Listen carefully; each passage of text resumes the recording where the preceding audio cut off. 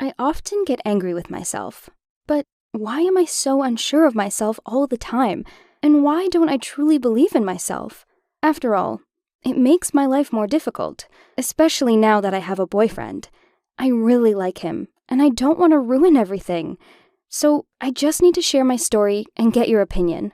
My name is Katie, and I live with my dad. 2 years ago, my mother left us and ran away with another lover. My father couldn't cope with it and started drinking. He spent over 6 months in his garage without ever putting the bottle down. When he finally quit, it turned out that we had absolutely no money. Dad's a mechanic. Collecting and repairing cars is all he knows how to do. But now, nobody wants anything to do with him. So I had to start earning money. But I also have school. I would have dropped out, but I don't want to be like my mother. She gave birth to me at 16 and never went back. I understand that I need an education, but I hope you know how hard it is for me to see all of these girls dressed up, when all I have is my old sweater, which I recently patched a hole on, by the way. Dean is who noticed it. Dean is the most popular guy in our school. I remember the day we first spoke. If he had known more about cars, it never would have happened at all. Here's what happened. I was on my way home from school and saw him on the road. He was leaning against his Porsche with his hands on his head. I realized that his car had broken down, and I figured I could help. After all, I had grown up in my father's garage, and at 13 had already put together a carburetor. But I was embarrassed to talk to Dean and passed him. Then he called to me. Hey, how are you? We go to the same school, right? I had often dreamed about Dean talking to me, but in my head, it never sounded so horrible. This self-absorbed ass wasn't even sure that he had seen me before. He asked to use my phone because his was dead, and he needed to call for help. But I didn't have one. I know what you're thinking. Who doesn't have a phone? But a couple of months ago, I had to choose between buying a phone and making a mortgage payment. I chose the latter. Since I was ashamed to tell him, I offered to check out what was wrong with the car. Dean didn't mind. I felt him watching me closely as I examined the car, and I blushed terribly. But I knew what I was doing. After all, I just love cars. I didn't find anything under the hood and looked into the passenger compartment to take a look at the fuse box. It smelled so nice. Dean had the best of everything. As I had suspected, he had blown a fuse. No big deal. I knew there'd be one in my father's garage to replace it. I mentioned this to Dean before I realized that I would need to go with him to get the fuse. Damn it, I didn't want him to see how I live. Plus, I didn't know what to talk about or how to act with him. The 10-minute walk to my house seemed like an eternity. I was terribly shy, and there was an awkward silence the entire time. Finally, we got the fuse, made it back to the car, and I quickly fixed it. Now I was free. Dean even whistled with delight when the car started up. He pressed the gas, and the engine roared. I also got a bit of a rush. The sound of an old Porsche is so awesome. Apparently, I involuntarily smiled, because Dean said, "Wow, your first smile this whole time." He asked if I liked his ride. I loved it, but instead, I mumbled that it wasn't bad, a little weathered. "Like that sweater," he said softly, holding my hand. "You must love it a lot to be wearing it even with a hole." From that moment on, Dean started saying hello to me at school. But to even dream that a guy like him would pay attention to a girl like me was a sign of mental illness. And yet, I couldn't stop thinking about him. One day, he gave me a ride home. We chatted about cars and engines, and it even seemed like we had a lot in common. And then, Dean asked me out on a date. But I turned him down. I told him that I had a lot to do and quickly got out of the car. Why did I do that? Probably because I was scared. Because I couldn't trust him. I couldn't believe that he really wanted to go out with me, because I knew which kind of girls he usually went out with. And I don't look anything like them. Maybe if you dressed me up and did my hair, but I don't have the money for that stuff, and I don't even know how to make myself up. And to laugh on command like they did, let alone to flirt, Dean wasn't a match for me, and that's all there was to it. I was home alone on a Friday. I was trying to stay busy as a distraction, but I couldn't get our last conversation out of my head. And suddenly, I heard the roar of his motor outside the windows. Dean said that something was wrong with his car again, and he would be grateful if I could take a look at it. He suggested that it was a fuse again, and I opened the car door. In the front seat was a huge bouquet and a note. Katie, walk with me. So we started dating. At least, that's what I want to believe. Dean bought me a phone. He buys me new clothes and takes me to restaurants for dinner. I know how it sounds.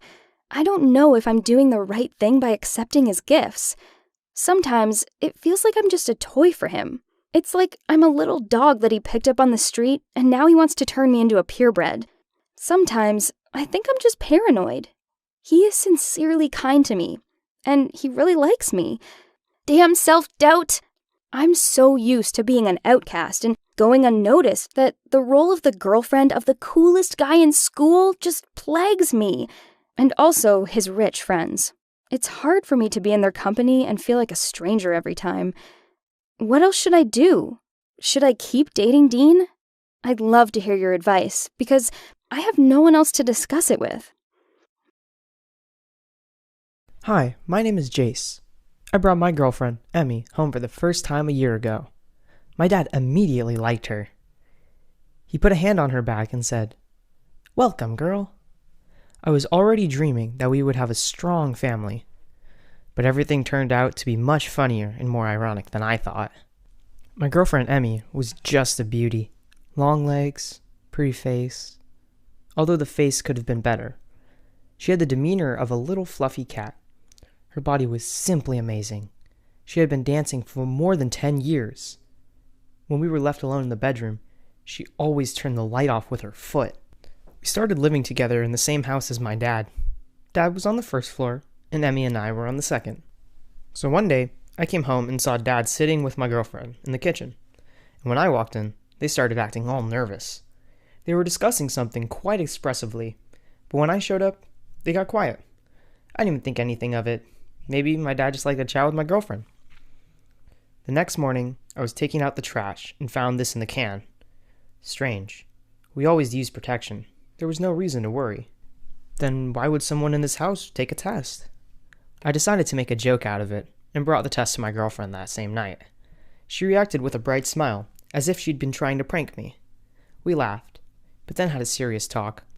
She told me that she had taken the test because she had been experiencing strange symptoms lately. She also told me that the test was negative. We went to sleep. The day after that, I found my dad and my girlfriend in the kitchen, again. They were sitting there, looking very excited, and I started getting bad thoughts in my head. And what they told me shocked me. Emmy opened her mouth first, said, "Jace, I'm pregnant." I was both happy and upset, but Dad continued to look me straight into my eyes. The pause lasted an eternity. But then she said, "I'm pregnant by Ted." That was my father's name. How's that for a twist? My girlfriend was claiming that she was pregnant, not by me, but by my father? They had been hiding this from me for a long time. It was not the first month, and Emmy was already showing. They had already decided to tell me before it was too late. She had been in a relationship with my father for a long time, but Dad didn't want to upset me because he saw I loved Emmy. But damn, I was not expecting that. Until recently, I had been sleeping with Emmy in the same bed, and now she had a relationship with the closest person in my life. How would you react to that situation? Write in the comments. I took everything quite calmly. If they wanted to be together, then fine. Even though my dad is 37 years old and Emmy is only 20. I wished them happiness and finally moved out of my dad's place to my own house. Yes, I was renting a 37 square meter studio and working 8 hours a day. But it's better than listening to a baby cry and moan. And not just the baby, if you know what I mean. Everything was fine. But one day, Dad called me and asked me if he could spend the night at my place. That day, we both slept in my small apartment. Emmy had started driving him crazy. She had become aggressive and anxious. The baby always cried and was keeping him awake. What'd you expect? An adult life my not-so-adult dad couldn't handle. He started spending the night more and more often and started drinking. And then Emmy came to me and said that I should help her with the baby because my useless father couldn't do it. How arrogant of her. My ex-girlfriend, who had already had a child with my father, was asking me for help, and boldly, at that. Basically, blame me or not, but I turned her down. Plus, I let that couple know everything I thought about them. I paid the rent and left for sunny California. It was the best decision. True, I have to start my life from scratch, but it's better than having to hang around a worthless dad and his sick girlfriend. Yeah, I know what you're going to say. How could you? To which I will answer, to hell with them. They did this to themselves. Let them figure it out. And that's my story. Write in the comments what you all think about it.